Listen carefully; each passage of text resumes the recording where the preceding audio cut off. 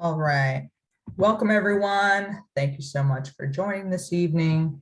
It is wonderful to have you to talk about this topic, which is ever present throughout the year, but specifically as for many of us, summer programming has started maybe today. I know in Baltimore City, for most of programs that are in schools have started today. So glad to have you at any time of year, but specifically as many programs are kicking off summer today. So thank you so much for joining, and especially at the end of the day, on a gloomy day such as today. If you're not familiar, my name is Angela Mock. Baltimore's Promised has asked us to put on, this is our third training in a series for you all. If you're not familiar, we are Mentor Maryland DC. We are a nonpartisan organization, part of the National Mentoring partnership. We are in affiliates. We are one of about 24 affiliates across the United States, and we serve as your local community-based experts, on the topic of mentoring.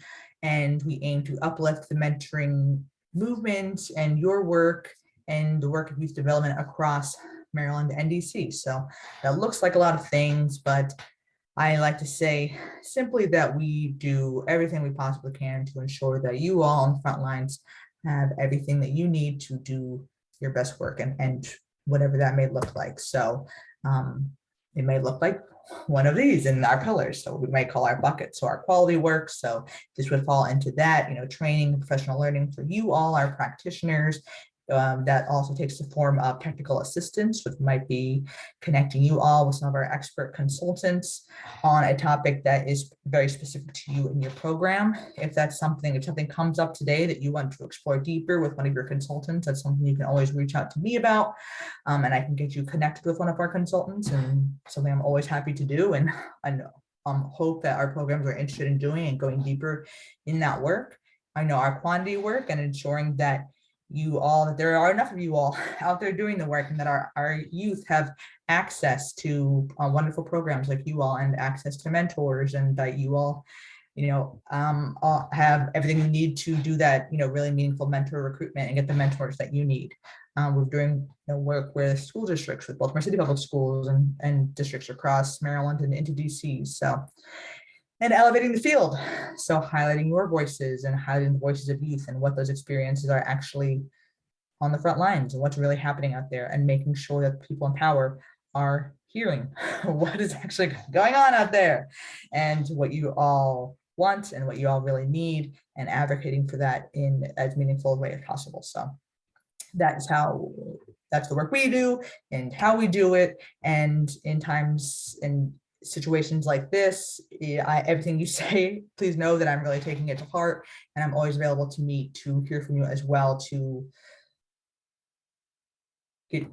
move your feedback into action. So please know that I'm always a resource to you, and you can reach out to me literally anytime.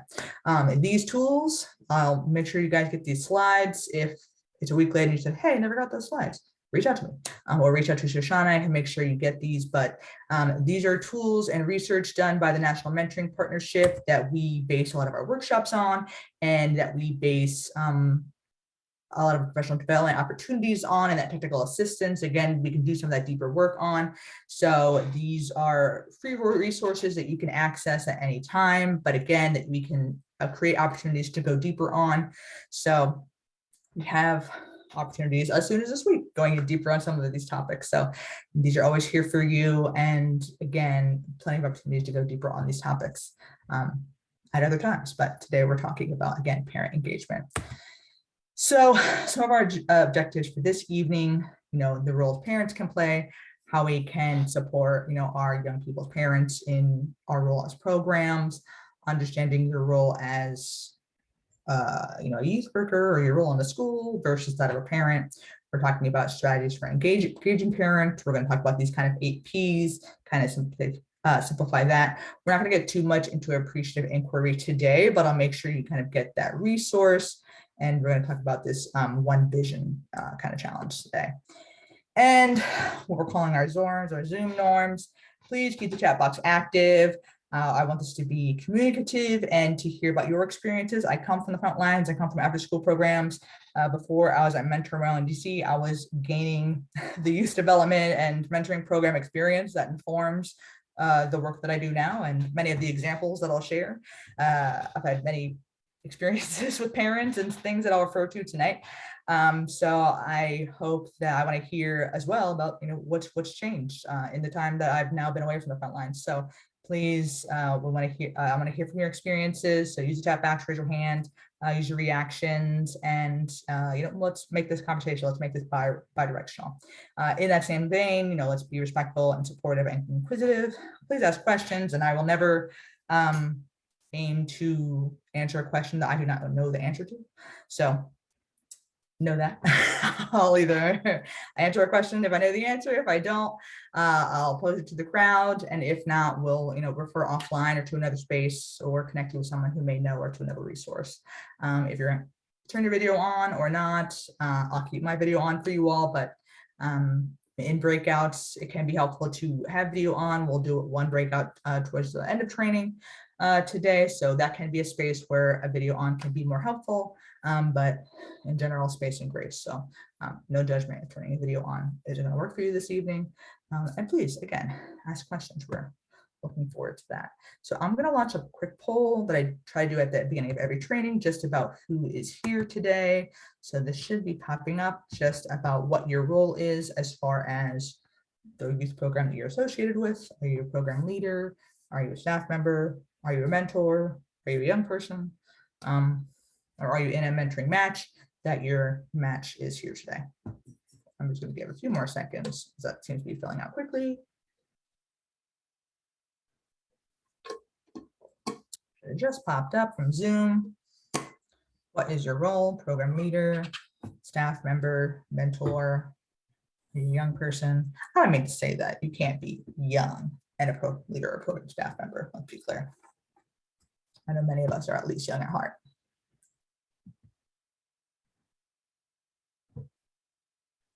All right, 10 more seconds. You see that Zoom poll. What is your role? Program leader, program staff, mentor, mentee, or are you in your match here today?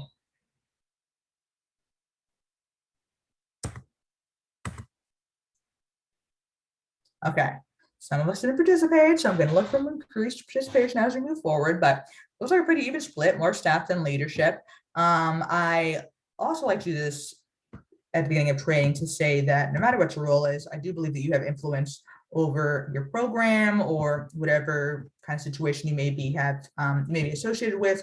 So I don't bring this up to suggest that you only have a certain amount of influence over, again, whatever program you may be associated with, but to kind of get, however, we know, of course, that there are power dynamics and the like of, roles and titles, etc., as far as programming. So I do like to kind of get an idea of who's here. So I'm glad to know that we have, more than one type of, kind of role here, and welcome. So thank you for everybody who is joining here today.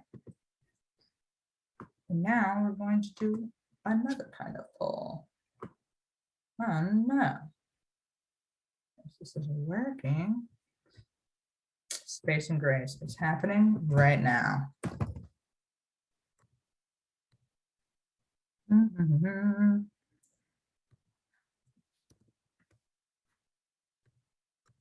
Space and grace. Oh no, I don't know the password. Yep, not gonna work. Hold on, gonna stop my share. All right, I'm gonna pause the recording as well really quick while I get this sorted out. What have you learned since March 2020? And I mean, not just since March 2020, but because of the things that have happened, because of what happened because of March 2020. What have you learned since the things that changed in March 2020 that you now apply in your program? So what have you learned since March 2020 / because pandemic? Now apply in your youth program successfully. That's made your program better. So you drop that in the chat. Excuse me. Feel free to come off mute. So what has made your program better because of what had happened to us since March 2020? And for people coming in, we're talking about the world changed in March 2020. Things happened to us. What have you applied? What have you learned because of that? And from those things that you've learned, what have you applied to your youth program that has made your program better? I'm going to expand the chat real quick so I can see some answers. So virtual meetings, how to function remotely, using a virtual mentoring app, flexibility and adaptation is a must. So adapt PP to accommodate programming to virtual in-person hybrid services. Yes, wonderful. Providing a telehealth platform, importance of community. So yeah, providing options, right? Options to connect, options for connection, which I remember, so I was still on the front lines before this all happened. And I remember saying, man, I wish when mentors moved, we could still keep them connected and we could like do video calls and the like, and had those options. And now those options are embedded into many of our programs. From what I'm seeing here in the chat, importance of community. Otanio, can you A, tell me how to pronounce your name, and B, kind of expand a little bit on that when you say importance of community? You want to come off mute and share?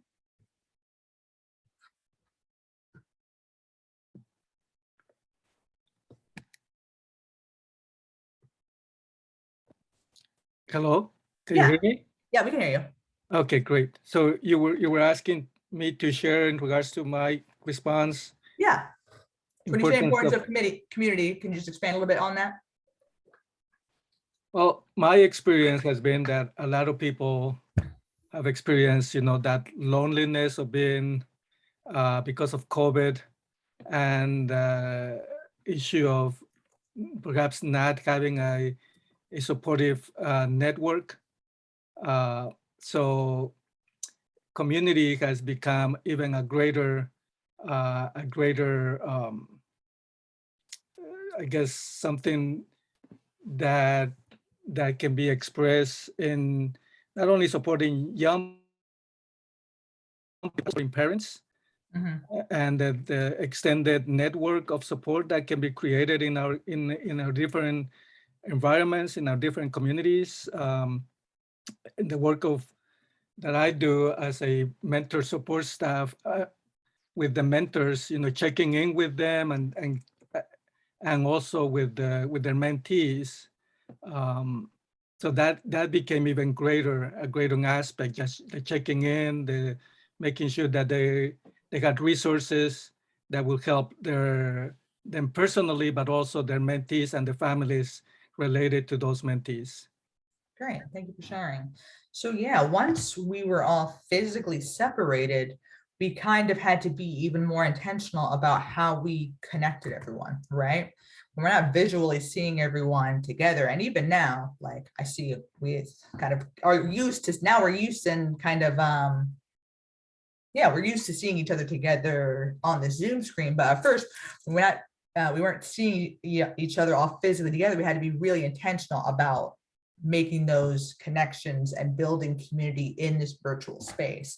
So we had to be, we had really intentional about building community and making community, because we weren't, seeing our kids with their mentors every day, and kids weren't seeing their mentors, or we weren't seeing families and next to their teachers and all those kinds of things. So it was having to build community and right, in a whole new space, and maybe also seeing that, or noticing that, maybe our kids and families didn't have a lot of community outside of our programs or outside of school. And again, having to be intentional about, building that in building that, not only just building it, but maintaining it, right, and feeding it. Great, awesome. So I'm gonna get back to sharing my screen. Thank you for your patience and space and grace. So now I want to kind of ask, let me get back to my notes. Okay, great. So I want to ask, so when we think about, powerful changes, like, this big change we had in 2020, movements that exist as we think about, our vision. So when we think about our vision as it relates to parent relationships with your program, what is your vision, or what is your program's vision for what you hope your vision to be for parent relationships with the program? What is your vision for that? So take a moment to think about that.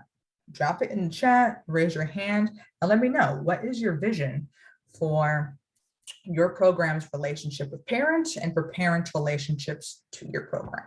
And I'm going to drop that in the chat as well.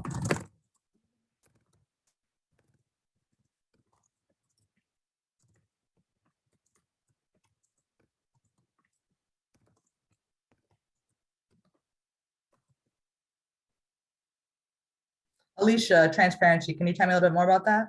You can drop it in the chat, come off mute. More parent engagement.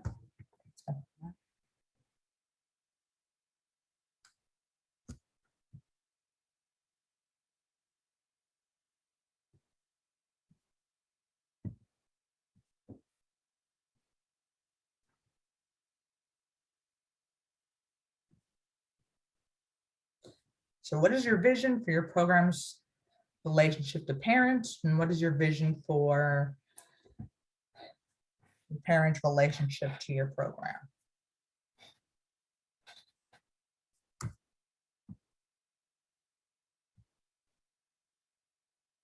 Vision, your hope, your dream. There's a few different ways to say this, right? What's the ideal? As we think about your young people, and we're using the term parents. Parents can look a lot of ways, right? We're talking about family, community, guardians, parent engagement to the program, and our relationship to parents to help them manage their guilt. Dawn, can you talk a little bit more about that? Kim would like to increase our program's accessibility. Okay. Sure.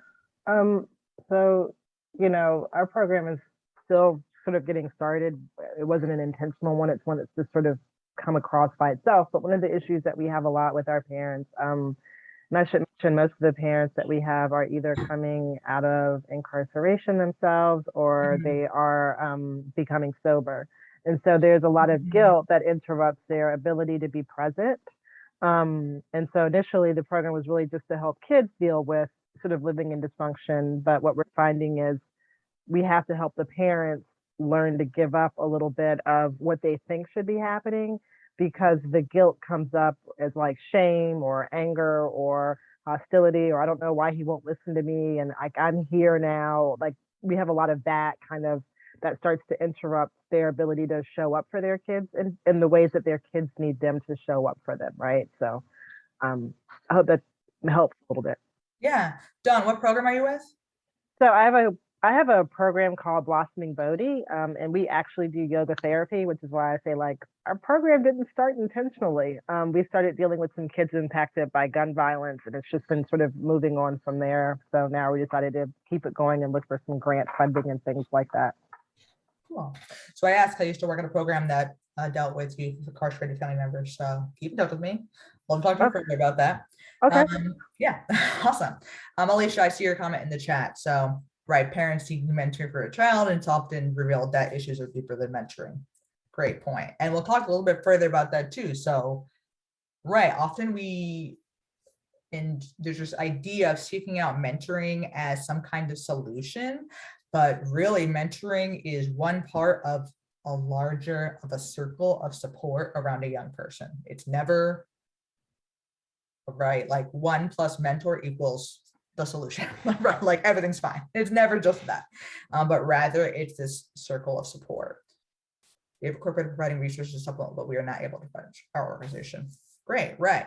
So when is it that we can only do so much, and then we refer out? So wonderful. Thank you everyone for sharing. Increasing participation among parents, many parents are unable. So yeah, we'll talk a little bit more about what's kind of getting in the way. Great. So we want to start with the end in mind, right? We want to start with this ideal vision, because it's what are we working towards? And Dawn, she's great, kind of at the very beginning of her program. We want to talk about this kind of end in mind, so we can kind of see, like, where are we at now, and what can we kind of do to get to this ending trajectory of where everything is working out and we're in this ideal space. So then we can also engage parents in how we can also get there, because it's not going to be a one-sided part of effort. We also want to ask ourselves, not just people who are here, but everybody who's involved in our program, staff, funders, people who are going to pay us to do it, mentors and the like. What are we all prepared to do to make this a reality? Because it is going to take effort, time, and money to make those things happen, and investment in every sense of the word, to make those things happen, because this is another relationship that we're talking about, right? There's mentoring relationships, staff relationships, and our relationships with parents. So, and relationships take all those same things: time, money, investment, and maintaining. So we have to think about our own, and when we again approach relationships, we have to think about, you know, our own lens to relationships when we're bringing to those relationships, and think about what we've personally dealt with in things as personal as parenting. You know, we all came from someone that had some kind of experience growing up, which colors how we view parents and the like. So we have to deal with that first when we start to build these really meaningful bonds with parents that can really have an influence on our program and on the youth that we serve in our programs. So yes, thank you all for sharing that. That was great. So why aren't more parents engaged? Great question. So a long time before COVID, hold on, is this going to happen? Okay, here we go. A lifetime before COVID, the CDC did a survey of parents, and this is what was found about why parents aren't more engaged in school, with programs and the like. So limited time, probably could have guessed that one. Work, you know, outside of the home obligations, difficult family difficulties, strained relationships. So when we talk about, you know, youth in the foster care system, of which there can be many complicated reasons that youth are in the foster care system or systems involved. You can be, you know, involved with social services without your youth being in foster care, and it's complicated, etc. Or youth, you know, in the juvenile justice system. These are difficult situations. You know, Dawn talking about, you know, youth with incarcerated family members. It's complicated. Being involved with systems, it's complicated, and strange relationships. And, you know, that's before they come into your program, which could obviously affect engagement, to say the least. Communication.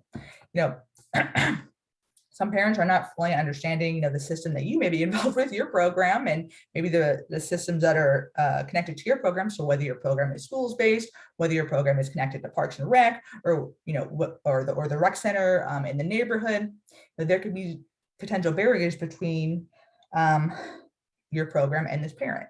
And it's up to us to kind of think about what those barriers potentially could be, and how do we reduce those barriers.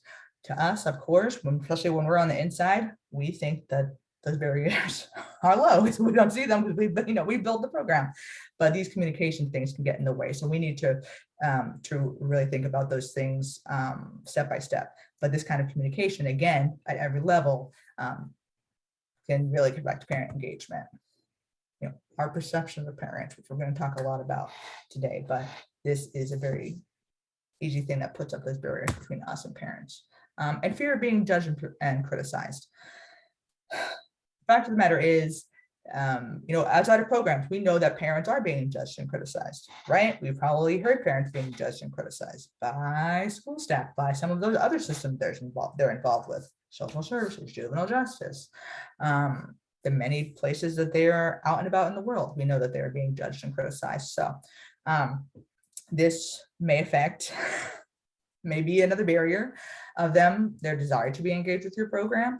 And it's not something that we want to have our program to be a risk of another place for them to be judged and criticized. Is there anything on this list, or anything missing from this list? Or is there anything on this list that you're like, yeah, definitely you've seen your parents, or your parents have expressed that this is a barrier for them, or that you've witnessed this be a barrier in your program for parent engagement?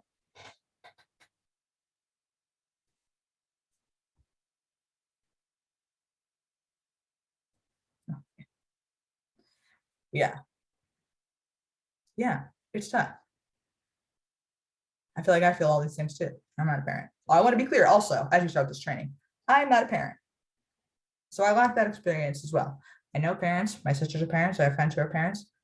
I have parents who have let me know just how annoying I was and remain to be as well. So I want to know that I do lack that experience as well. And please correct me for the parents who are on this call, and I will call you out specifically if there are parents on this call.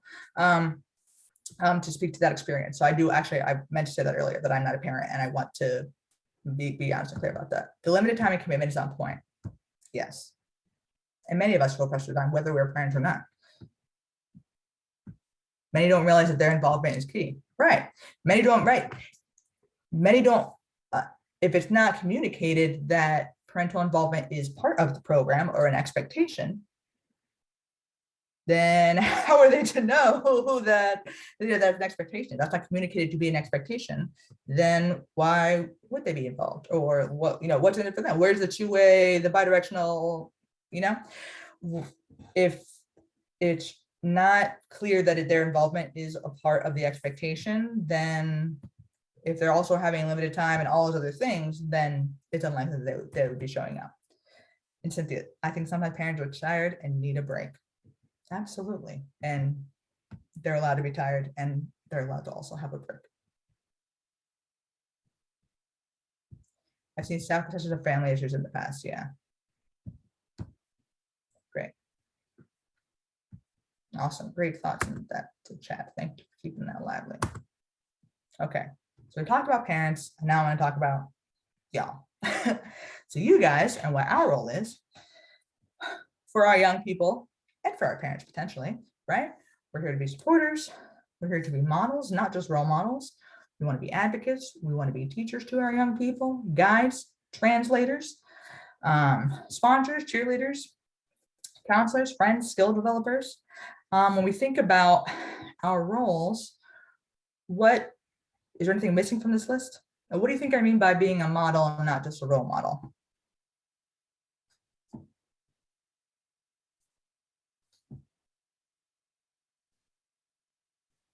I'll just say it out loud because it's too much to type. But I think what I hear you saying is, you want us to sort of model the behavior, not just sort of tell people what to do. But if we expect people to, say pardon me or excuse me before interrupting someone else, that's something that we should do before we interrupt them, right? So it's showing them how to do something, not just tell them, is what I think you're referring to.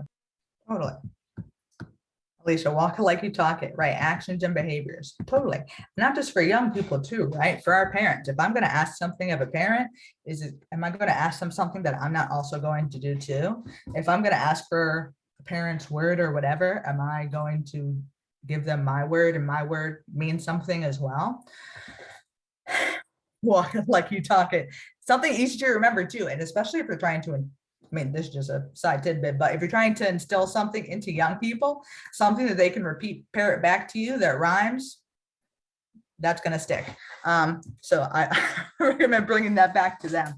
But I think when we talk about modeling behavior, and especially, again, when we're talking about modeling behavior too, accountability is really another way of saying accountability, right? And when we're modeling something and we want somebody a young person, to live up to that when we don't do it, having that accountability is being like, so if we lose our temper or break a promise, that we hold accountable to do that, to be like, hey, actually, like the other day I acted like this and it wasn't okay.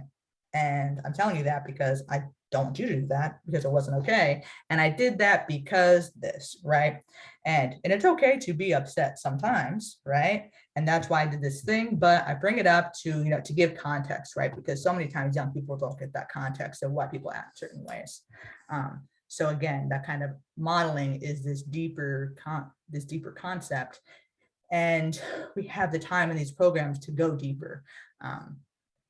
Rather than during a school day when teachers are really pressed with these other responsibilities in program. We have time hopefully we have time.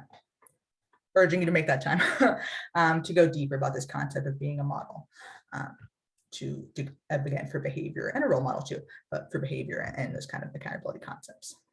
Okay. to go back to kind of that parent role again. So the role of parent really centers around the balance between nurture and structure. And it's somewhere in the middle. I'm gonna go a little bit deeper into that. So my thought to you, for my parents and non-parents on the call, do you think this balancing nurture and structure, is it easier or more challenging these days? And I say this, I'm not trying to make excuses, but I want to kind of see what your perception for the parenting equation these days. Is it more difficult than ever? Is it more simple to kind of find a balance between nurture and structure? Whether it's from personal experience or from the observations for parents in your program.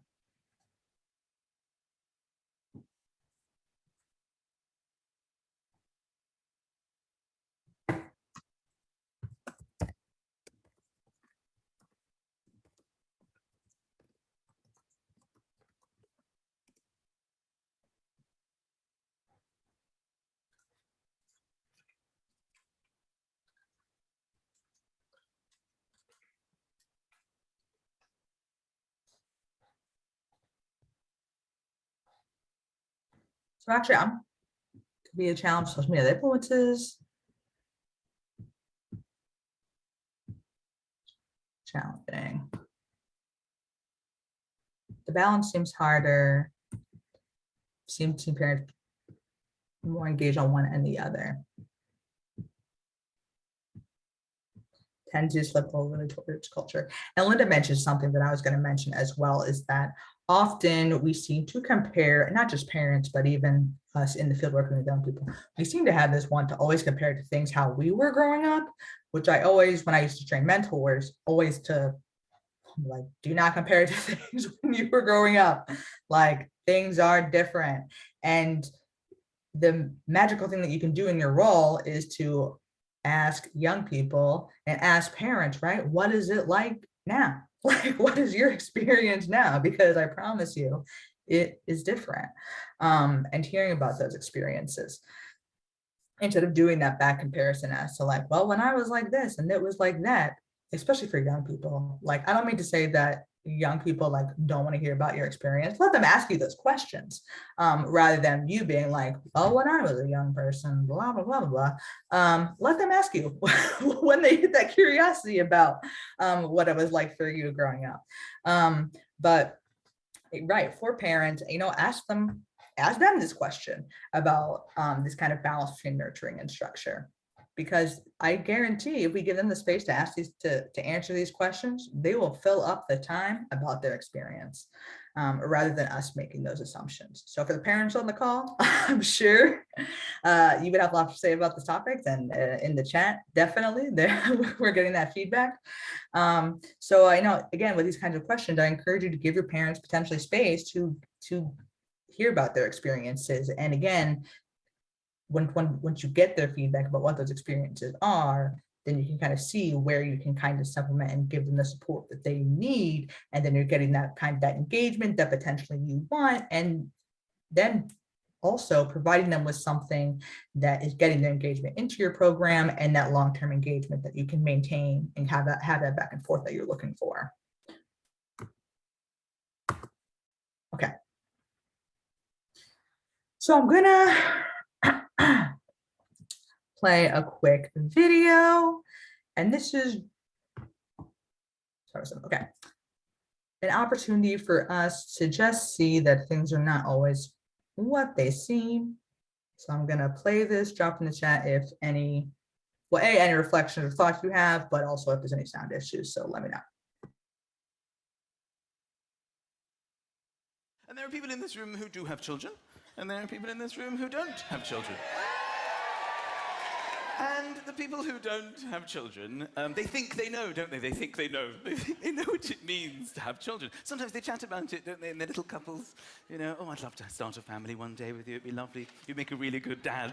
Oh, I think you'd be an amazing mom. Wouldn't it be so lovely having little versions of you and me running around? I'd love to have a family. And you think you know what you're talking about. You have no idea. You have no idea what it's like. You have no idea how difficult things will become in your life. Things that you don't even consider to be things will become nearly impossible when you have children. I'm talking about things like leaving the house, for example. This is how people without children leave the house. Shall we leave the house? Yes.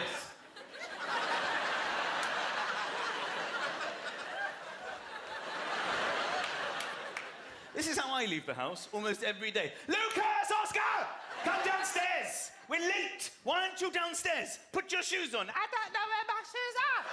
Put your shoes on. Go and find your shoes. Where did you see them last? On my feet. After that, get your shoes on. Come here, come here. Arms up, arms in, arms in, arms up, arms in. That's my wife. She's so tired, she can't dress herself. Arms in, what arms, darling? Where are we going? I want to go to bed. Where are we going, darling? Darling, you've got Lucas's shoes on your hands. I found your shoes, darling. You put your shoes on. Where's Ozzy? Come downstairs! We're late! Put your coat on. I don't want to wear my coat. You know, people without children, you know how you do zips up? I've seen how much time you have in your lives. How you focus on it. You get the one with the fabric. You just pop it in, don't you? Nestles in. Then you pause, thinking about your free life and what you might want to do with it later that day. And then you just glide up, don't you? To think I have time for that shit in my life. Every single morning. Oh, I've ruined it. Stay still.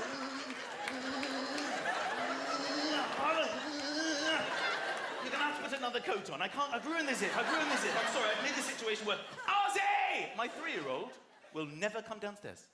The only way to get him to leave the house is we have to bluff. We have to pretend that we're leaving without him. It's the only way it'll work. We have to all go, bye-bye, Ozzy. We're all going then. We're all going. My other son loves it, the 6-year-old. We're leaving Ozzy. We're going to stay here. I hate him. Don't be so rude about your brother. Say goodbye. We're not really leaving. We're pretending to leave, okay? Say goodbye. Bye-bye. Bye-bye, Ozzy. Bye-bye. But he doesn't care. He just goes, bye-bye.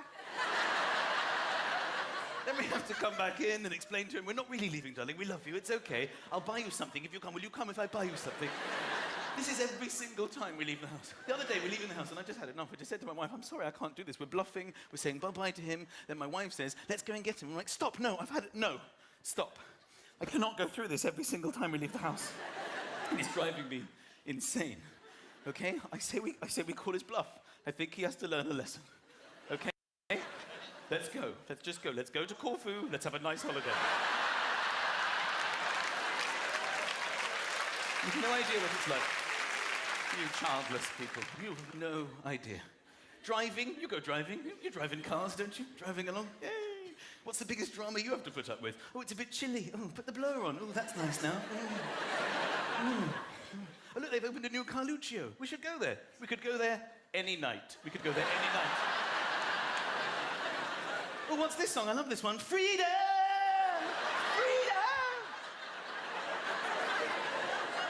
I strap my children into the car. I work out what'll cut off the blood supply, then I ease it a bit. Stay there! We try and behave normally. Oh, what's this song? It's The Wheels on the Bus Go. Again! Look, there's a new Carluccio's there. We will never go there. The other day I was checking my children in the rearview mirror to see that they're safe. We're on the motorway, okay? You just angle it to check that they're both okay because, you know, you're looking after them. Neither of them were there. They had both wound the windows down and had their heads on the motorway out of the window. Yay! Both of them, either side. Yay! My wife and I just lost it. They can't hear us. They're having the times of their lives. Yeah! Daddy, what you said, Daddy? On the motorway, going 80 miles an hour, I had to stick my head out of my window to try and communicate with my child. Get in the car! What are you saying? My wife's doing it too. Get in the car! What is it, Mummy? All four of us had our heads out of the window.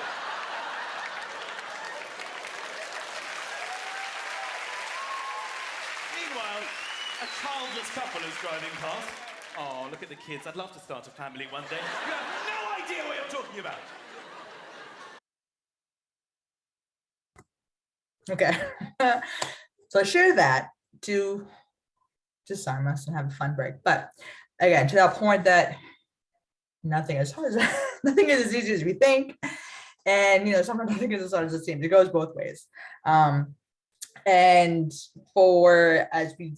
as people come into our program, as parents come in, as families comes in, is we just also can never know often what the situation is. And we want to come in with that lack of judgment and assumptions for people as There they are people come in through this our room who program. do. Okay, here we go. Cool. So I'm going to go through these exercises again about that nurture and structure to just kind of review about what that looks like. And again, to have that lack of judgment about what we assume is going on at home, because again, we're not there. We are not parents. We don't see what's going on, and that's not our job or role.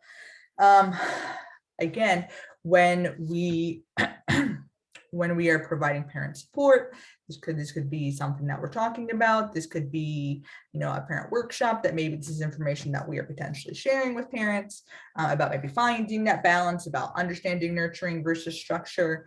But again, these are not things that we're to make assumptions about when it comes to our parents. But when we're talking about when parents are nurturing children, where for children, that means it's not to them to feel good about themselves, to feel lovable and worthy. They're feeling listening to, they're building trust. It helps children learn that they can tackle difficult situations and face challenges, and that they're able to, give back to other people because they're getting that emotional support that they're getting from their parents when they're getting that nurturing.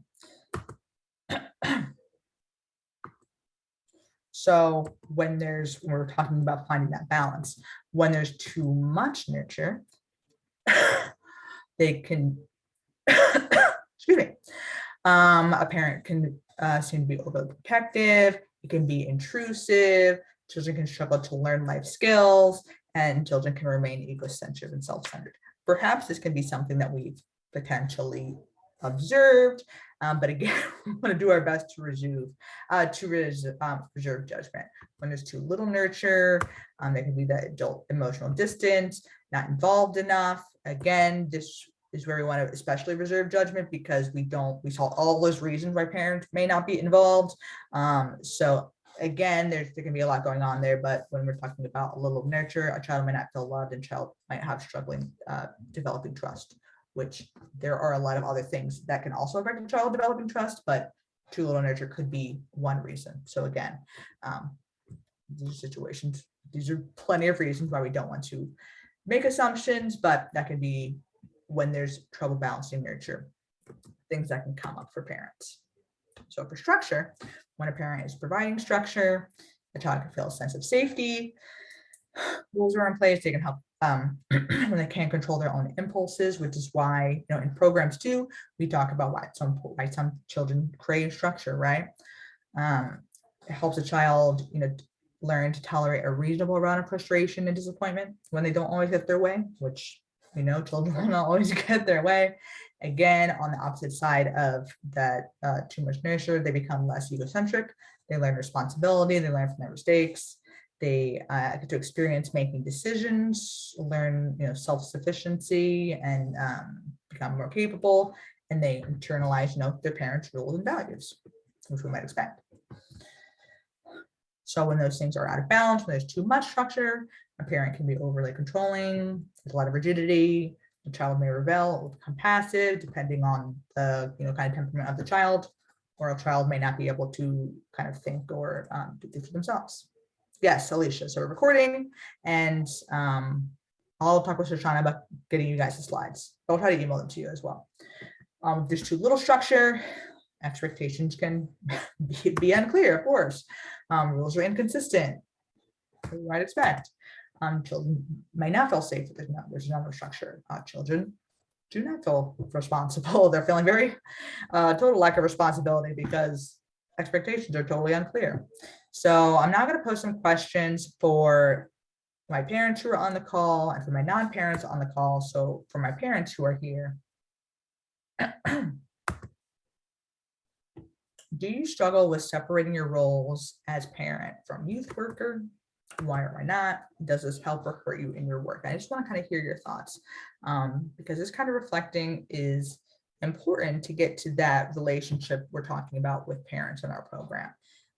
Again, we kind of have to do this internal work between our relationship as being a parent or as not being a parent, and what we're bringing to the table here before we kind of work on building this programmatic relationship with parents. So for my parents on the call, which I believe there are a few, do you struggle or not struggle with separating your role as a parent from being a youth worker?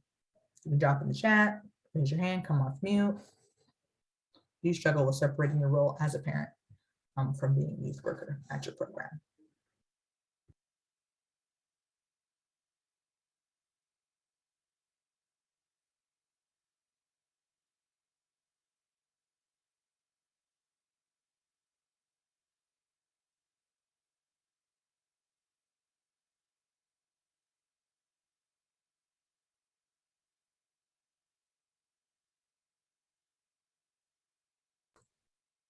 Alicia, can I call on you since I know you're one of our parents on the call?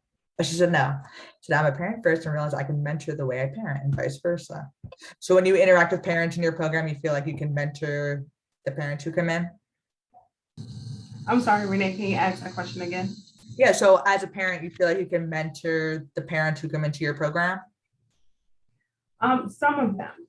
It just depends on where they are with their children. Because again, some they call on the mentor resources as a last resource, not just okay, my child may need just some additional guidance or some additional support. In addition to, it's almost as if I've had it up to here. The individual, the child could have been a runaway or just been have become. I'm not going to say, because I don't think any children are born troubled. They have become troubled children. And instead of seeing those little red flags early, they say, oh, I'm a parent. Let me put in this structure, less nurturing, more structure. And then, this happens. So it's a little harder, just depending on the circumstances. Sure. So right. So it may depend on the type of parent and the actions. The type of parent that they are. Great. Yeah, and like if, for instance, even with the LGBTQ, the training that you guys did, we posted it on our social media, and I was trying to tell one of the parents that we're not saying that we're going to just talk about like just clear communication with the parents is just sometimes it's hard because all of the parents are in different headspaces and in different points in their personal lives, so it's a little different. Right. So not only are you catering to all different kinds of young people, but all different kinds of parents, right? Like your parents might also span a large age range and experience a parental experience range and a historical experience range of what their experiences were and where they're coming from and the like, cultural experience and the like. So that's a whole other thing to manage when we're talking about relationship management. So yeah, no, totally. Thank you for sharing that. So can I time to act as a parent when I hear about an issue with a student and I consider how I would respond as a parent versus the parent's response? Right. So when it's an issue that you can relate to because you're literally a parent and you could literally be in the situation, whereas me, a non-parent, I can't relate because I don't have a child to parent. I can't be in that situation. No, great point, Cam. Done. No trouble separating my role. My role as a parent, I think, helps easy to figure out how to support the child because of my experience. I can advocate better for the child or for the parent. Great. Oh, thank you. So now, for my non-parents,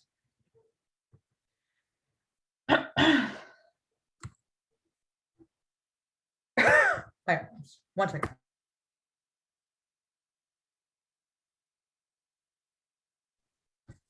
For my non-parents, do you see your role as non-parent? Do you see that maybe gets in the way of connecting with parents?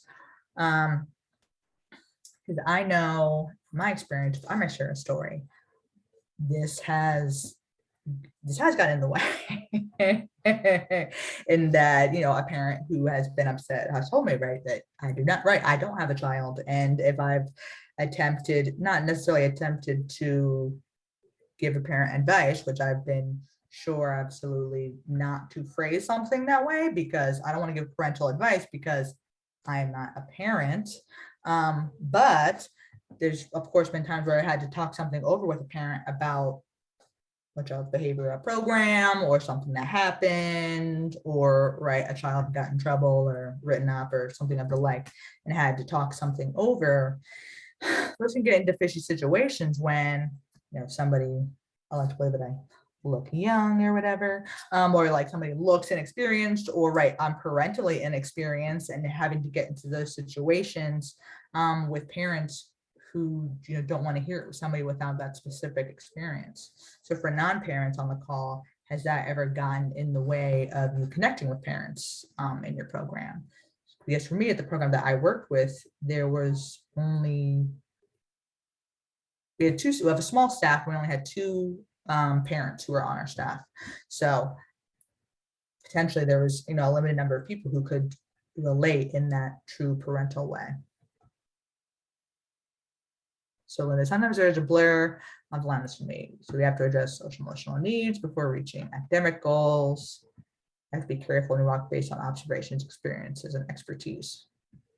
Right, so if you're coming with a specific expertise, educationally, etc., especially like for teachers and the like, right? So if you're coming with this educational expertise and a parent is coming with this parental expertise and you're trying to, my husband's a teacher, right? Tell somebody something about their child, and that can be a point of contention for sure. And for me in that role, is somebody with child development expertise, but again, not that parental expertise, that can be a place of friction for my non-parents on the call. So something to consider again is, how do we overcome that, and where are the areas that we can put ourselves in the best possible position to be in wonderful communication with parents, in relationship with parents, and those points of connection with parents where we're on the sides of parents, where we're on the sides of child, when there are times when parent and child on the same page, or program and parent aren't on the same page, where we can all be on the same page, where we're rooting for everybody when not everybody is on the same page. It can be tough, and it absolutely takes work. And just as one thing I try to do is reassure the parent that they know their child, they're the expert, as a way to put them better at ease. Absolutely.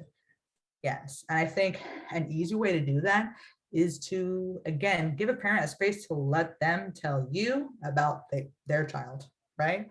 So tell me about how little Johnny is acting at home, because here, this is what I see, right? I'm not going to make an assumption of what's going on at home, because again, I'm not there. You're not there. But here, this is what I saw today.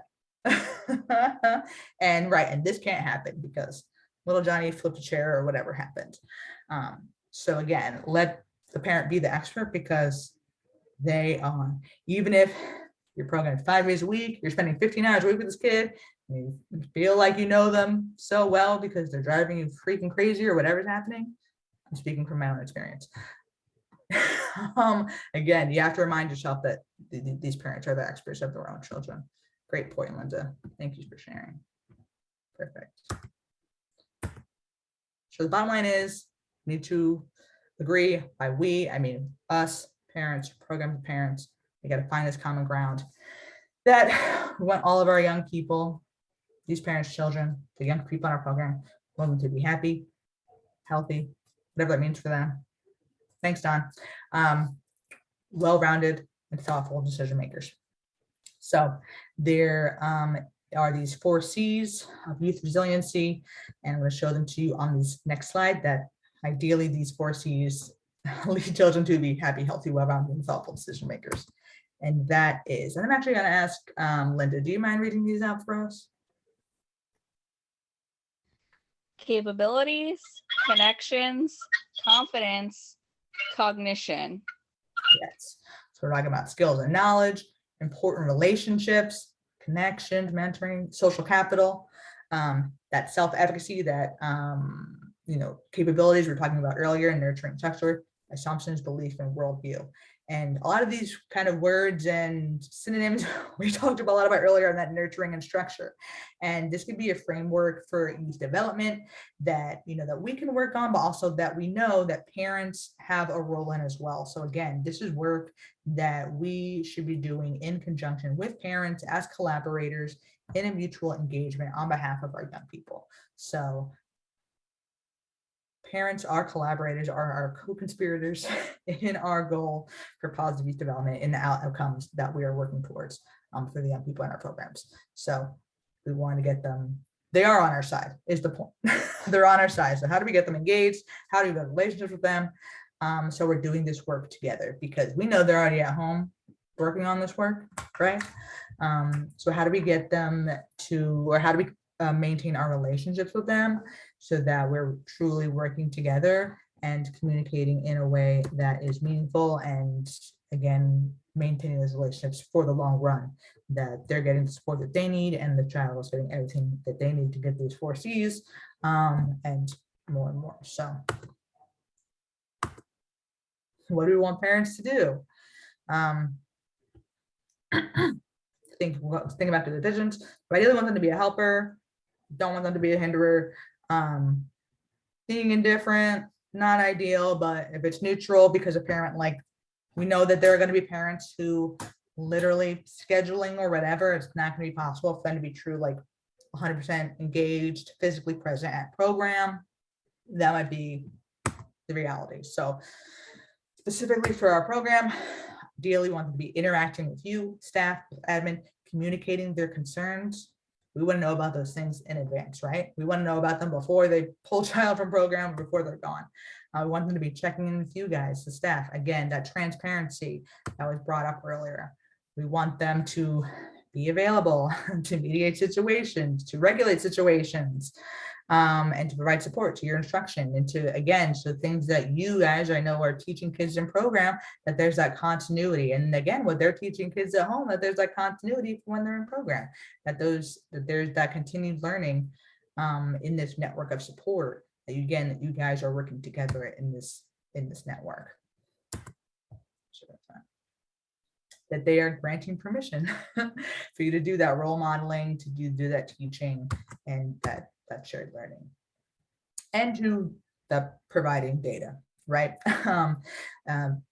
Parents give a lot when they send child to the program. They're signing all kinds of forms or giving you a lot of information. We get a lot of information from our parents and families when they sign children off their programs, and we need to take that very seriously when we think about confidentiality, how we protect data, and the like. So it's something that I think that parents and families are thinking about more and more, about privacy and concerns just with technology and the like. So this is something that you can communicate more transparently with your families. I think it's worthwhile, especially when we talk about building trust, because I think it's something that just parents and the like are just thinking more and more about, because of just the nature of what our world looks like now, especially in this virtual space. So I think it's something worth having a deeper conversation about when we're talking about building trusting relationships with, because I know, as someone who's had to write and track much data and reports, etc., on programs, that we collect a lot of data about families and about young people, and parents want to know what it's for and why, that this can be an opportunity to be transparent, to share the why, and to get buy-in, and to at least, be truthful and to be accountable in that relationship building. So just some food for thought there.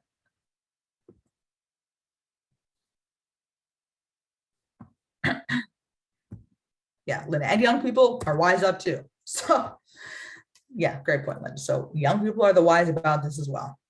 Great. So again, about that kind of judgment piece, we can't be a great partner if we're sitting in judgment of a young person's situation, which includes their parents, of course. We want to be a great partner by doing our best and in fact communicating with intention and as regularly as possible. So we're going to talk a little bit next about the difference between assessing and judging. So the difference between when we're assessing, we're asking what questions. who do these questions benefit? And when we're judging, what questions are we asking and who do these questions benefit? And when are we judging and what are we assessing? I'm going to go through this a little bit just for time, and I want us to have some time for our activity.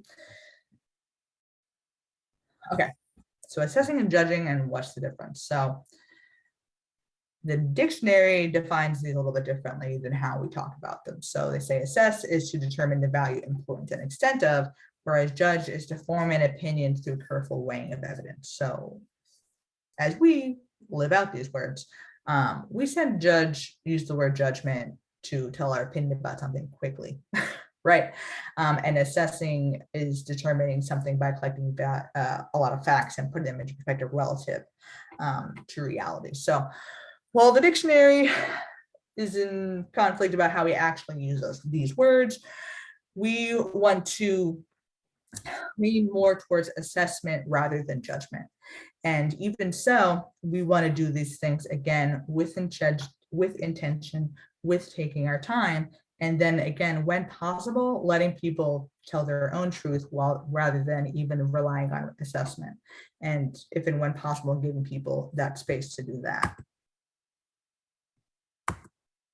So in this situation, the difference between what happened to you and what's wrong with you, right?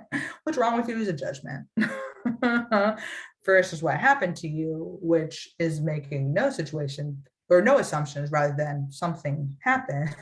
And again, letting somebody tell you whether what's wrong, which is there's a problem and I've made an assumption, a judgment, what is wrong, you tell me. Again, to go back to an assessment, I notice Johnny's always falling asleep. A judgment, I'm sorry. I notice Johnny's always falling asleep. I'm worrying he's not engaged or maybe on drugs. Making assumptions and a negative assumption, right? Versus an observation. I notice Johnny has fallen asleep a couple of times in class. Is there anything we can do to support him or you? I would actually stop that sentence earlier. If I'm in a conversation with a parent, I notice Johnny has fallen asleep a couple of times in class, period. If you know that parent well enough, that parent's going to finish the rest of that thought for you by either looking at the child or being like, hey, what's up? And asking their kid if they're really surprised by their child falling in class, or if they know that something is up by filling in the situation and letting you know. I find that if you give space for a parent to talk, a parent who may not have a lot of adult interaction, depending on what their situation is, they may be happy to talk to another adult about what's going on if they need someone to vent to or some adult conversation. So again, giving parents space to talk. They also may be just as happy to talk to you and give them that space. And for our leaders on the call, give your staff members that space and that time to talk to parents, which can be tough to do and to find that space when we're talking about, keeping the ratio of staff to, watching over kids, etc. But what I hope we're getting to is this point that this time with parents is really valuable for parents, for student retention in your program, for the support for your young people, for the youth retention in your program. So we want to, again, keep conversation open with our parents, and time is one of that investment that we need to keep. And it's tough, but it's definitely worth it. It's just one of those things. Again, these kinds of assessments versus judgments. So a family name versus an IEP status, pronouns, ability status, making assessments versus judgments, what we're permitted to know, what might be on the document versus making a judgment about someone's situation. Has anyone seen this image before? Or did anybody relate to it in any way? Give me some thoughts and reactions here.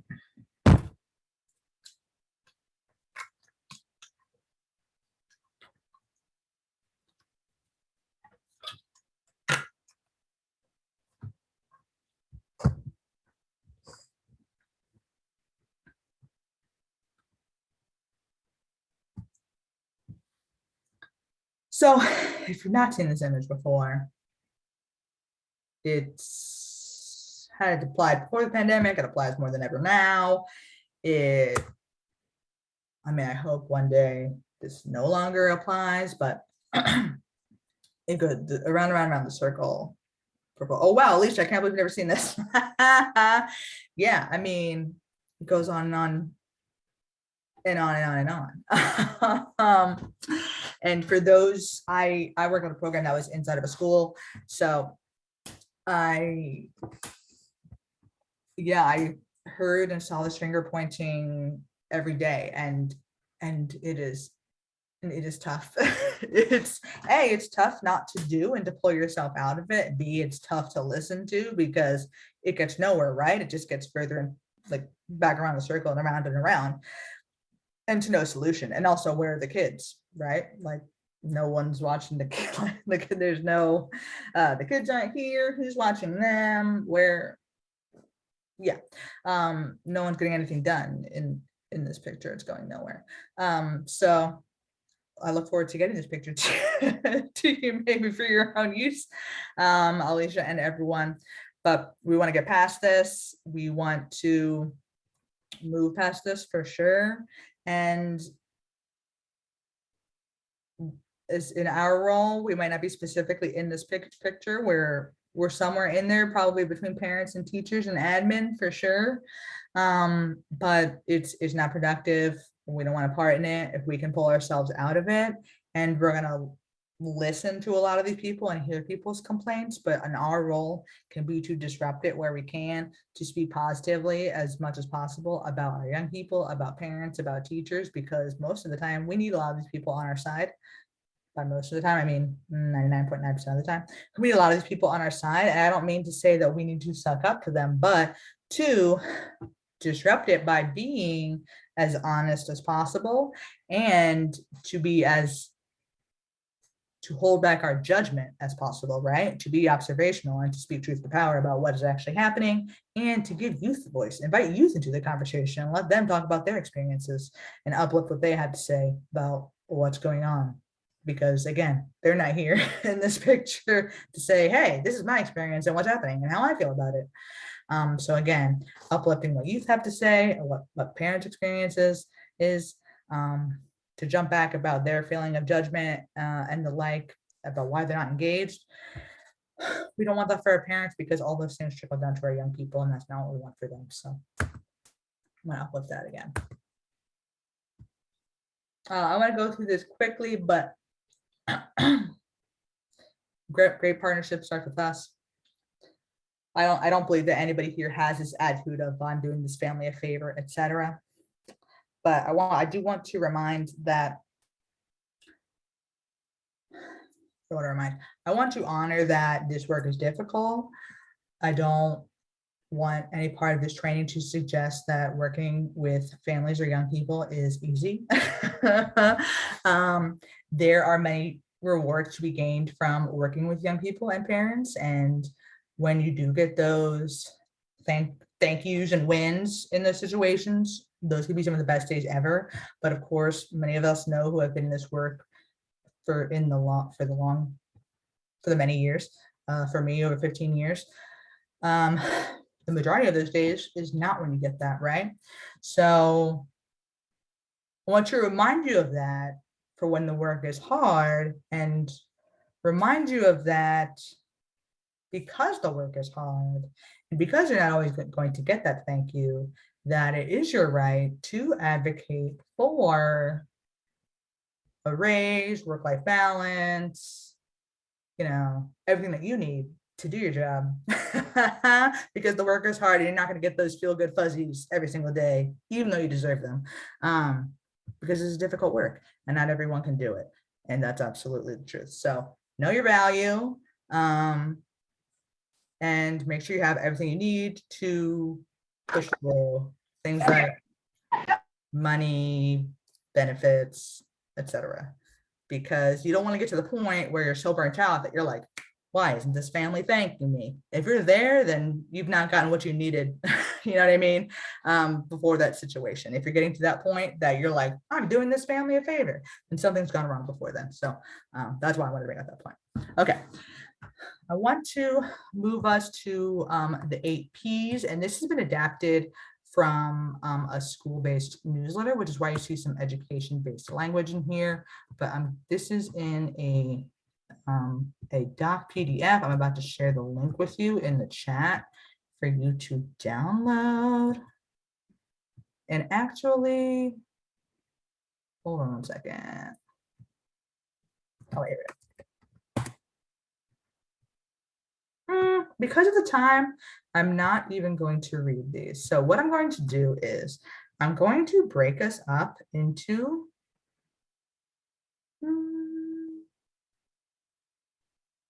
yes, I'm going to break us up into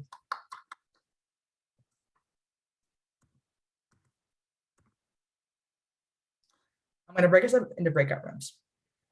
You're going to look at that 8 P's. Each breakout room is going to have 3 P's. Yes, Michael, I will be on the recording. I'm going to break us up into breakout rooms. Each room will be labeled by the 3 P's. In your room, look at the 3 P's, and then based on your 3 P's, got it, Andrew. Determine based on your program. You can speak as a group or individually. What will you stop doing based on your 3 P? What will you keep doing? What will you start doing? So let me quickly, I'm going to pause the recording. Welcome back, everyone. We have just 5 minutes left, so I am going to transition to the next screen. But anyone from any group, please feel free to share out while I share our training evaluation. Anyone, share out, drop in the chat, come off mute. Tell me about what you're going to stop doing, what you're going to start doing, what you're going to keep doing now that you know how awesome you are. Let me know.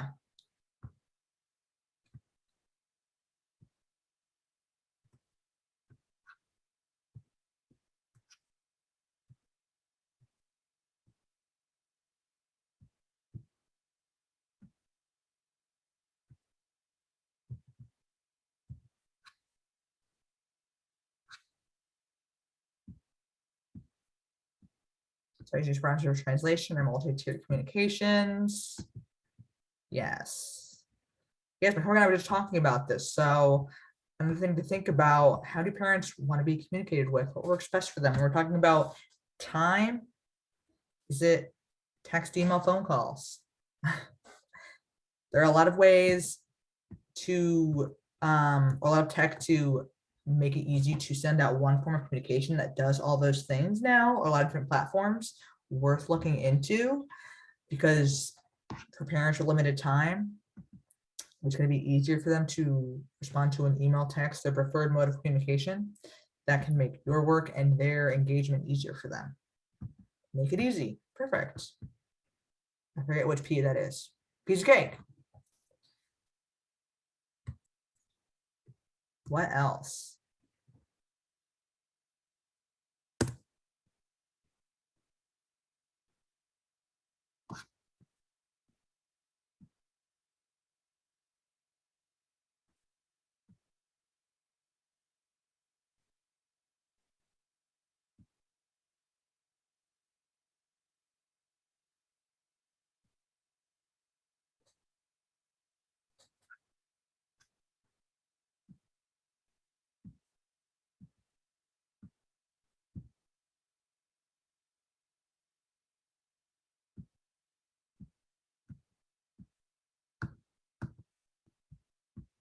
All right, Alicia, I saw you now. Okay, so I've dropped the evaluation form in the chat. Linda, more ways of intentional support. Yes. I think also figuring out, right, what do let parents tell you how they want to be supported and what they're looking for. When we talk about meeting kids where they're at, parents are the same way. What are they looking for and how can we provide it? Perfect. But really quickly, I want to talk about some more trainings we have coming up. When we close the Zoom as well, the survey will come up if you've not clicked already. There's some things we have coming up here at Mentoring Rally DC. If you missed it last week, we facilitated this through Baltimore's Promise as well. We're doing another trauma-informed session. It went really great last week. I hope if you know anybody who's on it, ask them. But I enjoyed it. I look forward to doing it again later in July, but this Thursday, we're doing Practicing Cultural Humility with the Becoming a Better Mentor resource, which is this huge document specifically for mentors, but for programs for you all. This is something for you to translate to your mentors. This is specifically about cultural humility, kind of the advanced version of cultural competency. It's this Thursday, so I hope you will join us for that. An email will be sent out Thursday morning. If you're on my email list, you'll get an email from me tomorrow morning with the link. You can scan your screen now. That is coming up. And then if you're not aware already, so Mentor Maryland DC has been selected to host this LGBTQ ally sites training cohort. If you're interested in joining, it helps your program kind of get aligned with our elements of effective practice for affirming your program with LGBTQ aligned practices. So if you are interested, scan, apply, and you can join us and get hype. It's 6 o'clock. Not going to hold you any longer. Thank you so much for joining. I look forward to seeing you next time. I promise by the end of the week, I'm going to send out the slides and everything else. If I haven't, please email me, rangelo@mentormddc.org. I'm on the website. I'll find you. Look forward to seeing you all. Thank you so much for joining. See you next time.